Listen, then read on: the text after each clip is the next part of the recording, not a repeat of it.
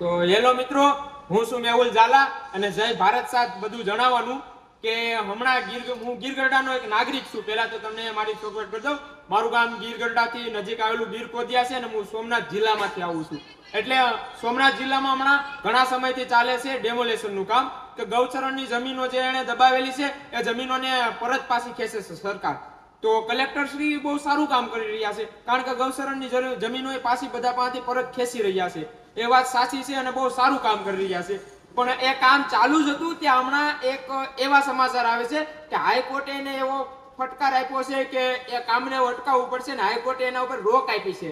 તો અત્યાર સુધી હાઈકોર્ટ ક્યાં સૂતેલી હતી ભાઈ? કે હાઈકોર્ટનો આ ફટકો છે કે કોઈ બિઝનેસમેનનો કે કોઈ મોટા વ્યક્તિનો આ ફટકો છે, એ તમે ક્લિયર કરો. અને આ વિડીયો છે ને આ વિડીયો મારો પેલા છે ને આપણા સોમનાથ જિલ્લાના સાંસદ સુધી જવા દેજો. કે આ કોઈ નેતાનું પ્રેશરથી આવી રીતનું થયું છે કે કારણ કે જ્યાં લગીન ગરીબના ઝૂંપડપટ્ટી ને ગરીબની જે દુકાનો નથી ને એ હટી ગયું, ત્યાં લગીન તમને કોઈ હાઈકોર્ટ કે કાંઈ આવ્યું નહીં. અને હવે જયારે મોટા મોટા બિલ્ડરોના ને એના બધાની જમીનો ને એનું બધું ઓલું જવાનું થયું ત્યારે તમારી હાઈકોર્ટની આંખ ઉઘડી જાય છે. તો અત્યાર સુધી આ તમારી હાઈકોર્ટને તમારી સરકારને ક્યાં સૂતેલી હતી? ભાઈ, આ ગરીબ માણસોના ઝૂંપડા ને બધી ગરીબ માણસોની દુકાનો ને એ બધું કાઢી નાખ્યું. ત્યાં લગીન તમારી હાઈકોર્ટ વાળાને તમે નતું જોયેલું ભાઈ? કે ગરીબ માણસનું બધું ઓલું કરી નાખ્યું, પછી પાછી તમે સરકાર હારી થવા લાગે છે કે હવે પાછું અમે રોકી દીધું, ગરીબ માણસોના બધું સીનવાઈ જતું એટલે અમે રોકી દીધું હતું. આ તમે કે પ્રકારની આ તમારા દોગલાપના છે ને, આ મારે અમુક કટાક્ષ શબ્દ બોલાઈ જાય તો હું લિમિટમાં બોલું છું, કારણ કે છે ને હું ને એક દેશનો નાગરિક છું, મને સ્વતંત્ર છે બોલવાની, પણ હું ગેરશબ્દનો ઉપયોગ નથી કરતો, કારણ કે મને ખબર છે આ બધા વિડીયો બધા ફેમિલી સાથે જોતા હોય. બાકી તમને મારે શું કેવું? વાળા હલકાવ ગરીબ માણસોને લૂંટી અને પછી પાછા અમીરોના પેટ ભરવા જાવ છો. ગરીબ માણસોના ઝૂંપડા ફેંકવી દીધા, બધું રોડની કાંઠે જે લારીઓ લઈ લઈને ધંધો કરતા હતા એનું બધું ફેરવી નાખ્યું. અને પછી જયારે અમીરોની વાત આવી કે ભાઈ અમીરોનું ઓલું આવવાના એવા મોટા મોટા પ્લેટો કાઢવા આવ્યા, ત્યારે તમારી સરકાર ઓલી આપી દે, હાઈકોર્ટ ફટકો આપી દે છે ને કે હવે ભાઈ આ કામ આપણે રોકી દેવાનું છે. તમારા દરેક એક નાગરિકને વિનંતી છે, ગીર સોમનાથ જિલ્લાના ગીરગઢડા તાલુકાના બધાને વિનંતી છે કે આની ઉપર આંદોલન ઉપાડો અને કયો જેટલાની પણ દુકાને ગયું છે ને એ બધા આંદોલન ઉપાડો. આપણે ગીરગઢડા સ્ક્રીન કરવાનું જ છે. રેડી? આપણે ગીરગઢડામાં ગૌચરણની જમીન જેટલા પણ દબાવેલ છે ને બધી કાઢવાની છે.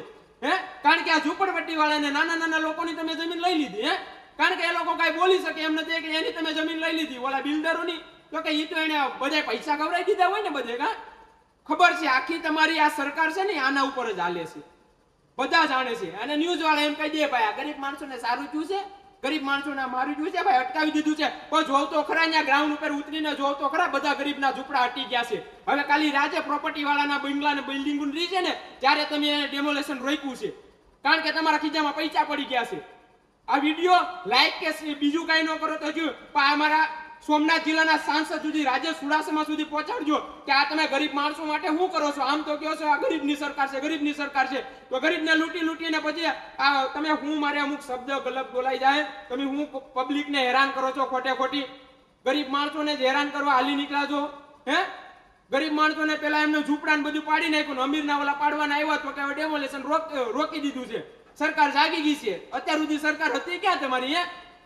બને એટલો વિડીયો શેર કરજો જેથી કરીને આ ખબર પડે. અહીંયા હું કેવું મારે ત્રીજી વખત તમે આ સરકાર આવી છે તોય તમે આ ગરીબ આમ કહે છે અમે ગરીબી હટાઈશું, ગરીબી હટાઈશું. ગરીબી હટાવો છો કે તમે ગરીબીને અમુકની ખાડામાં ઘાલો છો? વિડીયો બને એટલો શેર કરજો.